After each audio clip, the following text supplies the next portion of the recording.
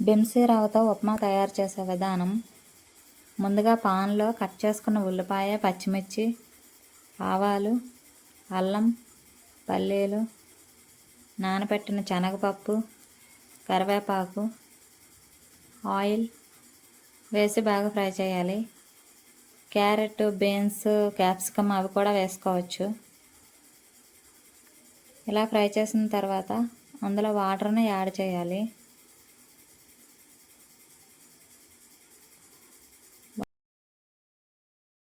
ఇలా వాటర్ని యాడ్ చేశాక ఒక 15 నిమిషాల వరకు మరిగించాలి. బాగా మరిగించిన తర్వాత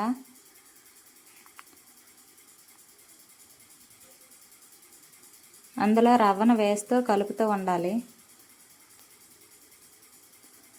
ఒకేసారి రవ్వను వేయకూడదు, వండలుగా అయిపోతుంది.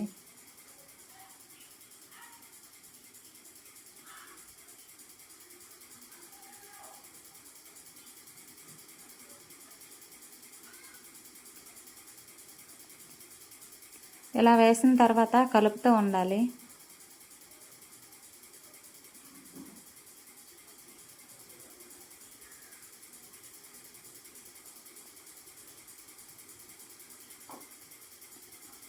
ఒక 10-15 నిమిషాల వరకు ఉడికించుకోవాలి.